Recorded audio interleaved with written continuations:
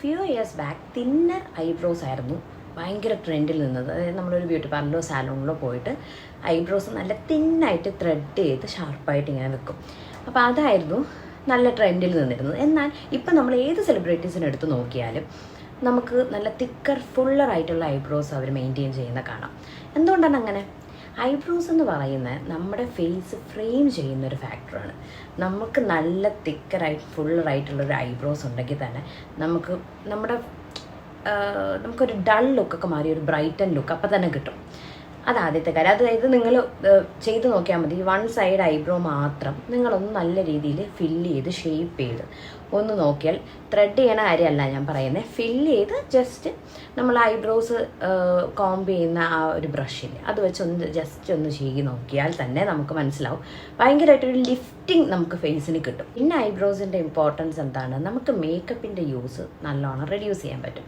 എങ്ങനെയാണെന്ന് പറഞ്ഞാൽ നമുക്ക് ജസ്റ്റ് നമ്മൾ ഫേസ് വാഷ് ചെയ്ത് ടിൻറ്റഡ് മോയ്സ്ചറൈസറോ സൺസ്ക്രീൻ ഇട്ട് കഴിഞ്ഞിട്ട് നമ്മൾ ജസ്റ്റ് ഐബ്രോസ് നല്ലോണം ഒന്ന് ഫില്ല് ചെയ്ത് നല്ലൊരു ലിപ്സ്റ്റിക്കും കൂടി ഇട്ടാൽ വി ആർ ഡൺ. നമുക്ക് പിന്നെ മേക്കപ്പിൻ്റെ ആവശ്യമില്ല. അല്ലാണ്ട് തന്നെ നമുക്ക് നല്ല രീതിയിലൊരു യൂത്ത്ഫുൾ ഫേസ് നമുക്ക് കിട്ടും.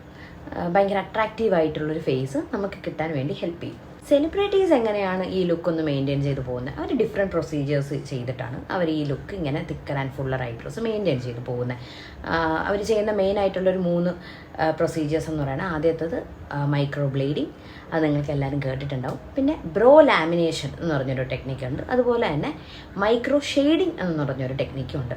ഇതല്ലാണ്ട് കുറച്ച് വേറെ ടൈപ്സും വരുന്നുണ്ട്. പക്ഷേ മെയിനായിട്ടുള്ള 3 ഇത് 3 അപ്പോൾ നമുക്കിതെങ്ങനെയാണ് നോക്കാം. ഇതെങ്ങനെയാണ് ഇതിൻ്റെ പ്രൊസീജിയർ, ആർക്കൊക്കെയാണ് ഇത് ചെയ്യാൻ പറ്റുക, എങ്ങനെയുള്ള ഐബ്രോസുകാരാണ് ഓരോ പ്രൊസീജിയറും ചൂസ് ചെയ്യേണ്ടത്, ഓരോ പ്രൊസീജിയറിൻ്റെയും റേറ്റ് എങ്ങനെയാണ് ആവുന്നത്, ഇത് എത്ര കാലം നിൽക്കും എന്നുള്ളതൊക്കെ നമുക്ക് ഈ വീഡിയോയിലൂടെ അറിയാം. മൈക്രോ ബ്ലേഡിങ് എന്ന് പറഞ്ഞാൽ അതൊരു സെമി പെർമനൻറ്റ് ഇൻവേസീവ് ടെക്നിക്കാണ്. അതിലെങ്ങനെയാണെന്ന് വെച്ചാൽ നമ്മൾ ഐബ്രോസ് ഈ ഹെയർ ലൈക്ക് സ്ട്രോക്സ് വെച്ച് ഫില്ല് ചെയ്യും. അത് നമ്മൾ കളർ പിഗ്മെൻറ്റ് നമ്മൾ അപ്പർ ലെയർ ഓഫ് സ്കിന്നിലേക്ക് ഡെപ്പോസിറ്റ് ചെയ്യുകയാണ് ചെയ്യുന്നത്. അപ്പോൾ അതാണ് ആ ടെക്നിക്ക് എന്ന് പറയുന്നത്. ഇത് ഒരു 1 to 3 years വരെ ലാസ്റ്റ് ചെയ്യുന്ന ഒരു പ്രൊസീജിയറാണ്. നമുക്ക് അതിൻ്റെ ഇടയ്ക്ക് ഒന്ന് ടച്ചപ്പ് ചെയ്യേണ്ടി വരും. 1.5 to 2 years ചിലപ്പോൾ ഒന്ന് ടച്ചപ്പൊക്കെ ചെയ്യേണ്ടി വരും. പക്ഷേ അത് മെയിൻറ്റെയിൻ ചെയ്ത് നമുക്ക് പോകാൻ പറ്റും.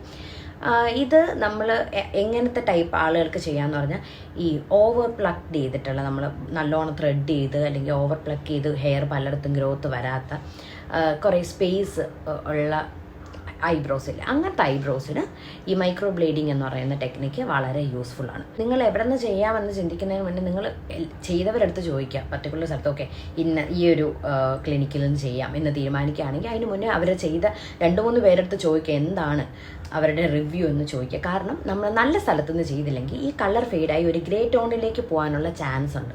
അപ്പോൾ ഇതൊരു സെമി പെർമനൻറ്റ് പരിപാടി ആയതുകൊണ്ട് തന്നെ നമ്മളത് കുറച്ച് സൂക്ഷിച്ച് ചെയ്യേണ്ട കാര്യമാണല്ലോ. അപ്പോൾ നമ്മളൊന്ന് അന്വേഷിച്ച് റിവ്യൂ ഒക്കെ എടുത്തിട്ട് പേടിക്കേണ്ട കാര്യമൊന്നുമില്ല.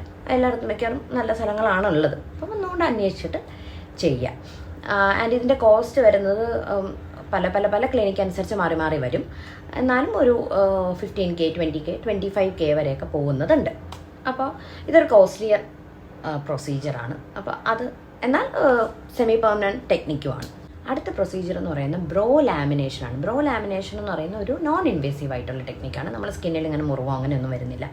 ആൻഡ് ഇതിന് ഡൗൺ ടൈമും ഇല്ല. ഓക്കെ, നമ്മുടെ മൈക്രോ ബ്ലേഡിങ്ങിന് ഡൗൺ ടൈം ഉണ്ട്. 1 വീക്കാണ് കേട്ടോ ഡൗൺ ടൈം എന്ന് പറയുന്നത്. ഇതിന് ഡൗൺ ടൈം ഒന്നുമില്ല. ഈ ലാമിനേഷന് ഡൗൺ ടൈം ഒന്നുമില്ല.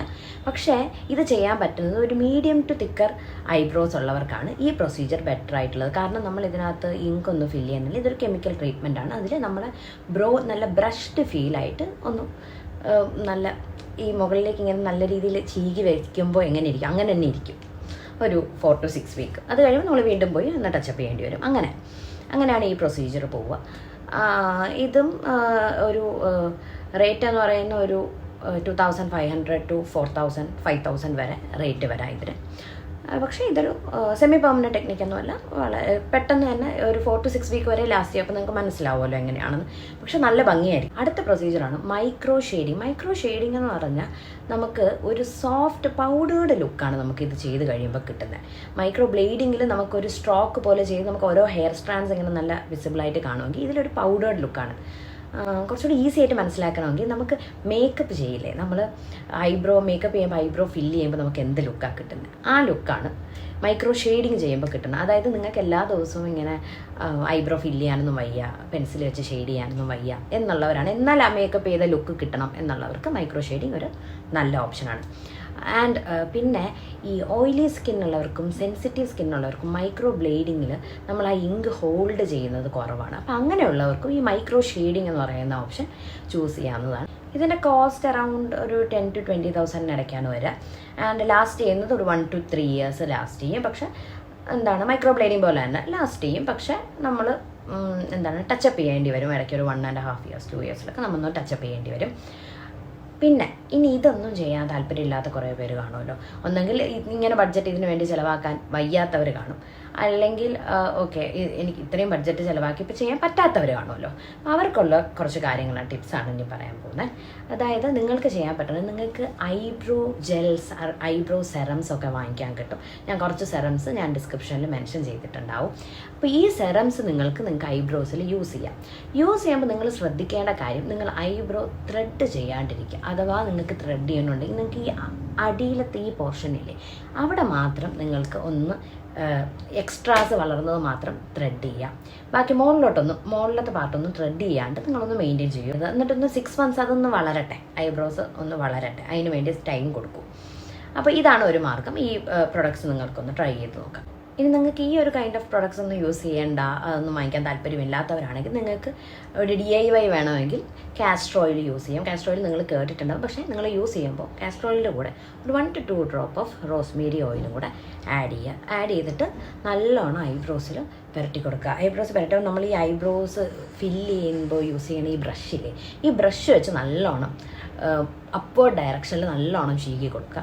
എന്നിട്ട് നല്ല മസാജും കൊടുക്കുക. അതായത് ഐബ്രോസിൽ കൊടുക്കാൻ പറ്റിയ കുറച്ച് ഇങ്ങനെ പ്രസ് ചെയ്യണ മസാജസ് ഉണ്ട്, അല്ലെങ്കിൽ ഇങ്ങനെ ലിഫ്റ്റിംഗ് മസാജസ് ഉണ്ട്. ഐബ്രോ ഗ്രോത്തിന് ഹെൽപ്പ് ചെയ്യുന്ന ഒരുപാട് മസാജസ് ഉണ്ട്. നിങ്ങൾക്കത് വേണമെന്നുണ്ടെങ്കിൽ ഞാൻ സെപ്പറേറ്റ് വീഡിയോ ആയിട്ട് ചെയ്യാം, പറഞ്ഞാൽ മതി. അപ്പോൾ അങ്ങനെ ചെയ്ത് കൊടുത്താലും നിങ്ങൾക്ക് നല്ല രീതിയിൽ ഐബ്രോ ഗ്രോത്ത് ഉണ്ടാവും. അപ്പോൾ തന്നെ നമുക്കൊരു ഫിൽഡ് ലുക്ക് കിട്ടുമല്ലോ.